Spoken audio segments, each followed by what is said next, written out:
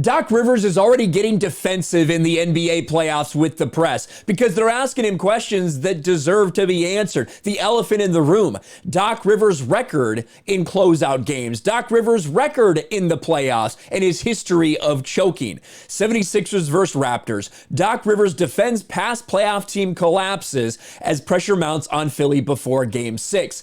The 76ers were up 3-0 against the Toronto Raptors. Well, now they've lost the past two games and they're headed back to Toronto, and potentially they could be forcing a Game 7. That's probably not something that Philadelphia 76ers fans want, considering Doc Rivers has lost the most Game 7s in NBA history, and his win percentage in closeout games among coaches with 20-plus games is the worst in NBA history. You can see the numbers right here. 15-31 record in closeouts during his entire career. That includes a 3-1 collapse with the Orlando Magic. That includes two 3-1 collapses with the Los Angeles Clippers over the past 5 or 6 years.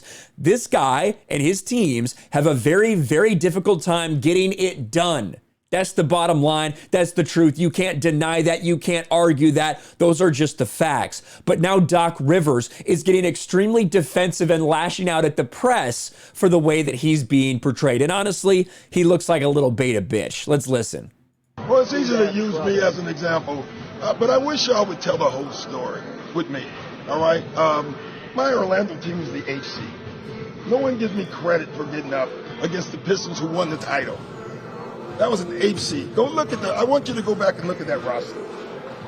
I dare you to go back and look at that roster. And just look at him trying to, looking around to the media and saying, you know, you guys give me way too hard a time. You guys give me way too hard a time for having the worst closeout record of any head coach in NBA history. You guys give me way too hard a time for being the only coach to blow multiple 3-1 series leads in the NBA playoffs.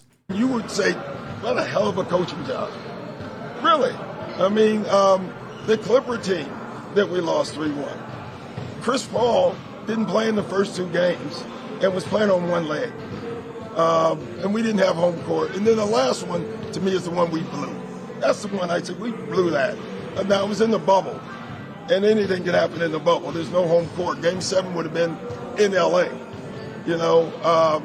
But it just happened. So I would say with me, some of them is I got to do better always. I always take my own responsibility. And then some of it is circumstances happen. You know, this one, let's win it, and we don't have to talk about it. Well, I'm sure that a lot of people in Philly would like for that to happen. I'm sure your team would like for that to happen. But, you know, when you have a 20-year NBA coaching career and it continues to follow you around place to place to place to place, that you have a tough time closing out games. You have a tough time closing out series. You blow multiple big series leads.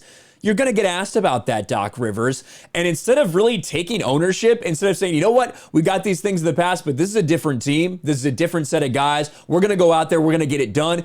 He spent 60 seconds trying to explain away all of these failures of his career that clearly are still haunting him right now.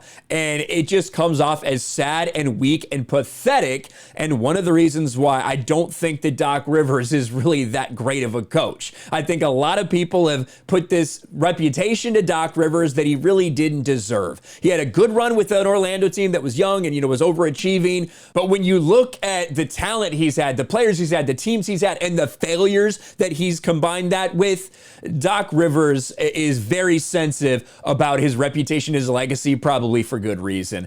Let me know your thoughts in the comments below. Smash a like button, subscribe to the channel, ring the bell for notifications, share this video out there, and I'll talk to you later.